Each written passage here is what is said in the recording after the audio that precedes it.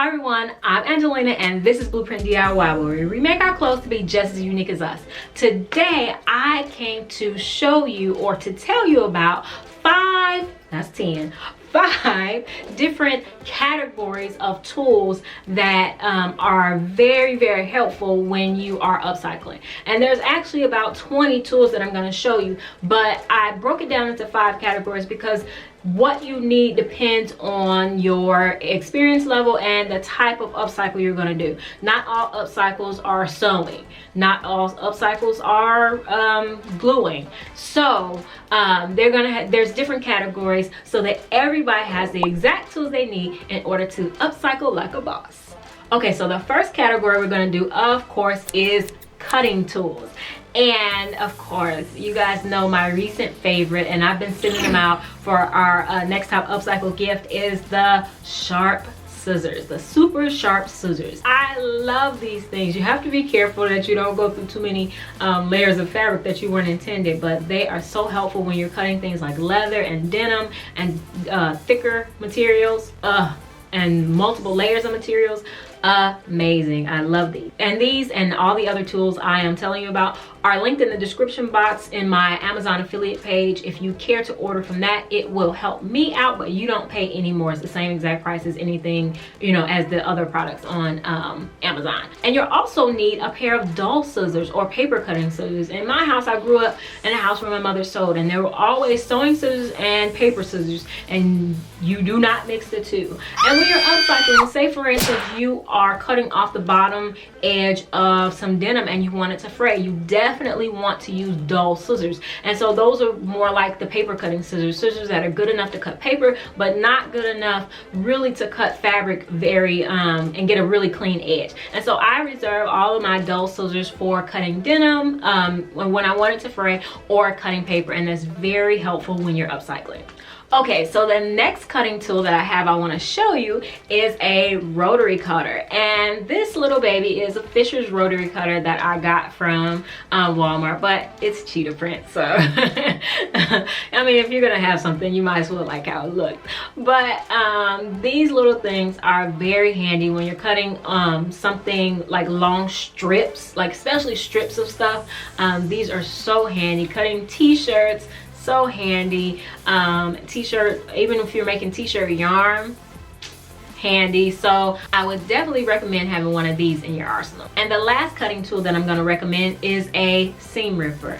For me, upcycling clothes, it's a must. And multiple seam rippers are a must because they go dull and you want your seam ripper to be sharp. And deconstruction is a very important part of upcycling, especially if you're doing sewing upcycling. You can't get around it. Good deconstruction, because yeah, you just need it. Sometimes I'm trying to do it fast and I just use the scissors, but if you need the maximum amount of that fabric, you're going to need seam ripper. So I would definitely recommend having 1, 2, or 3 of those lying around the house. Okay, so the next category is measuring tools, and I definitely have a couple of those, and they definitely come in handy because my upcycles typically, I mean, even if you're doing a t-shirt upcycle, you'll need to measure and you'll need to be able to do straight lines. So for straight lines, this is a must, a metal ruler, and I've been using these ever since architecture school, so these are I'm very familiar with them. And it's just a metal ruler and it has a cork back. I definitely recommend having one of these to make straight lines. The longer the better. I have a short one, I have a long one, you know, I have multiple ones, so they definitely come in handy, and I hang them on my little rack with the holes. So I appreciate the ones with the holes. Some of them don't have holes, but I definitely appreciate the ones with the holes so I can hang it. And next up is my handy dandy seam ripper. This is a must for me because I do sewing upcycles quite a bit, and this is for taking my own measurements, and I have a video about taking your measurements. If you guys don't know how to do that and you want a video on that, I've linked it above. And this is just so helpful for taking your own measurements, taking the measurements of others if you need to, and measuring out on your garments what you want to do. Okay, so the next category is pins and marking tools. And in this category, I would definitely recommend that you have some straight pins, whether they're the ones with the ball on top or the ones with the little flat flower on it. Either one, they're amazing to have, just to have. You never know when you're gonna have to. And you guys know that when or if you didn't know, I do all my upcycles. I don't have a body form,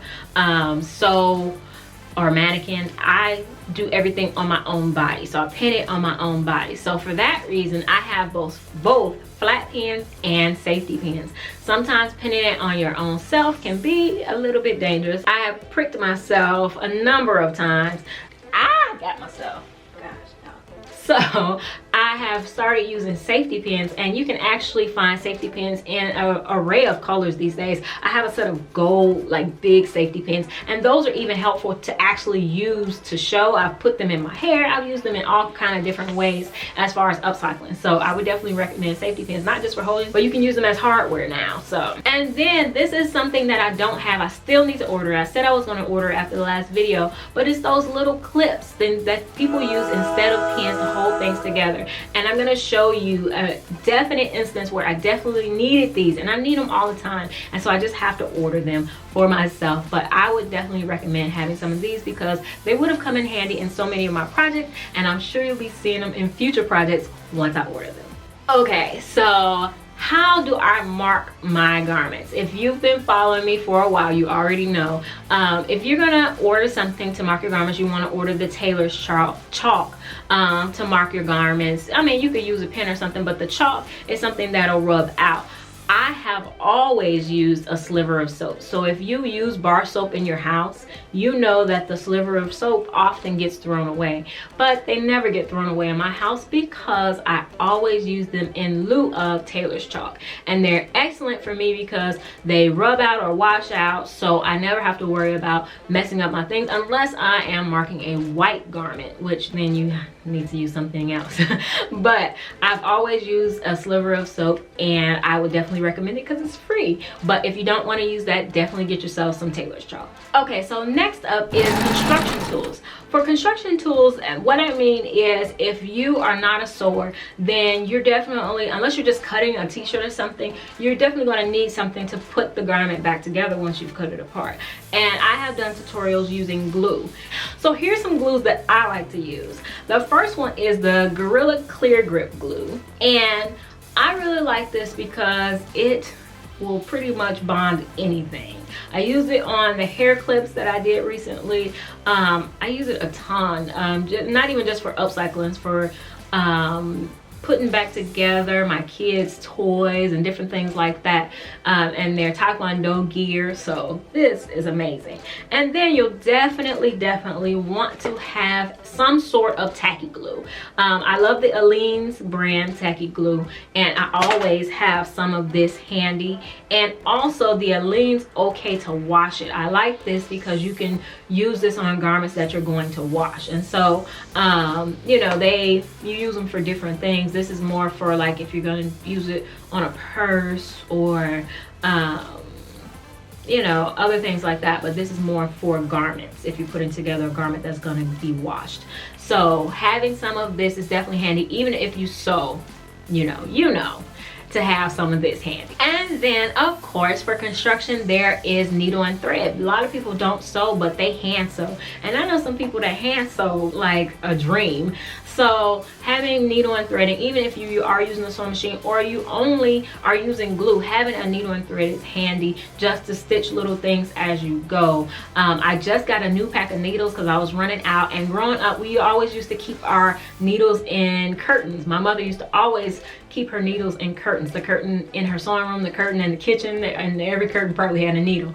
And maybe sometimes on the side of the couch. And I confess that I actually do the same thing. And so I was running around the house looking at all the curtains, looking for needles, and couldn't find any. So I don't know where all the needles went, but I just bought myself a new pack, and I'm so happy because it has a ton of needles, assorted sizes and everything. So I'm excited to have that. Now I just have to be responsible enough to put the needles back when I finish using them. And of course the ultimate construction tool is a sewing machine, and I have have some recommendations in my Amazon affiliate page, but I will show you the ones that I have. I have this Kenmore that was gifted to me by a very good family friend. It was her mother's, and when her mother passed away, she gave it to my daughter. And so I keep that on hand. It still works wonderfully. Like, those old machines work forever and ever and ever.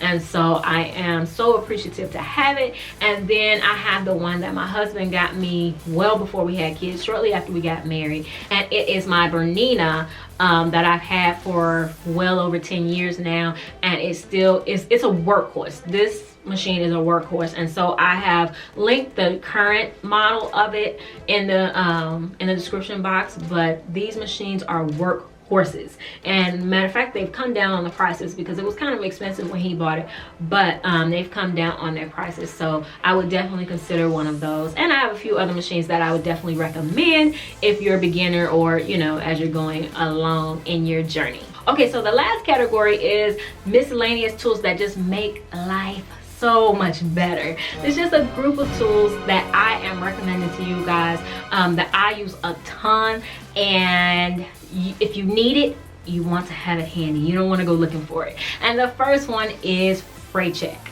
I use this little bad boy, and I actually, this is the wrong way. I actually need to go buy some more. I'm about halfway out, but I keep these handy, and it's whenever I am finishing the edges. Like, say for instance, I'm going to show on the screen in an instance that I cut something. I wanted that edge to stay fresh, nice, and sharp, but I didn't want to hem it. And so in that instance, I use fray check because it will keep that edge from fraying. And I love this, love this, love this, because it's a nice little shortcut to hemming, and sometimes not even a shortcut. You just want the edge raw, but you don't want it frayed. So this is what you use. And my next helpful tool is heat and bond. I have showed you guys this a million times. We've used it in a million projects, and I always keep some of this handy. When I start to run low, I pick up some more, and it comes in, I often use the ultra hold, but it comes in light as well, and maybe medium, I don't know.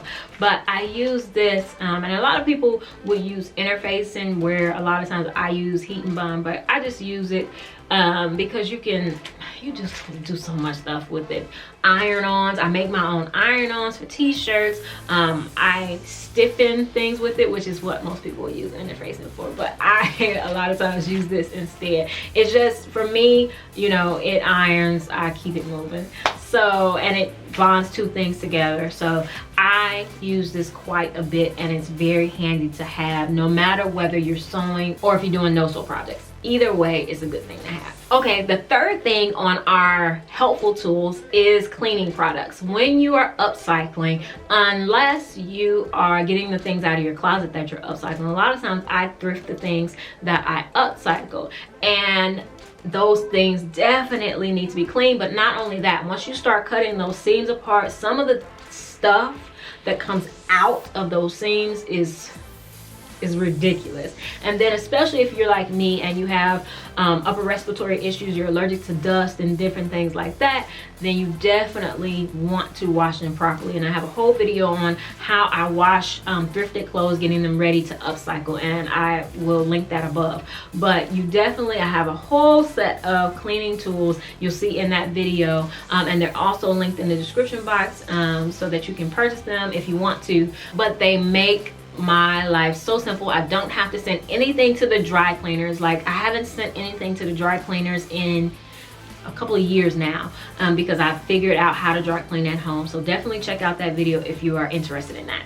Okay, so before I show you the last tool that makes my life so much easier as an upcycler, if you have not subscribed, definitely subscribe to this video and click the notification bell so you don't miss a thing. And definitely thumbs up this video. I don't know when this video goes out if comments are still acting crazy, so definitely thumbs up this video to let YouTube know that you like it. Okay, so the last thing that makes my life so much easier as a creative person in general and an upcycler is having notebooks. I have notebooks on hand. These are just two of the notebooks I have. I keep them everywhere in the house. And as a creative person, you guys know that sometimes in the middle of the night, genius will strike, and you might be like, can't even fall asleep because you're trying to hold on to that thought. But I just keep these so that I can sleep peacefully and I won't forget my thoughts. And so this one I made myself, and it says I was made for this.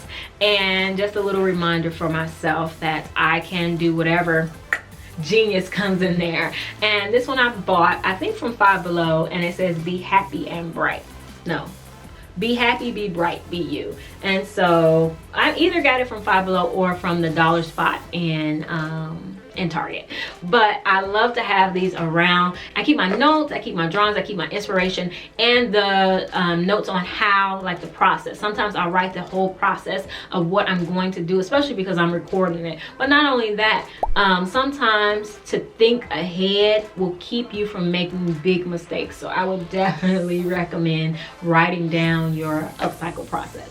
So I hope you guys have enjoyed this. Definitely check the description box for all of these products, and I will see you guys in the next one. Bye.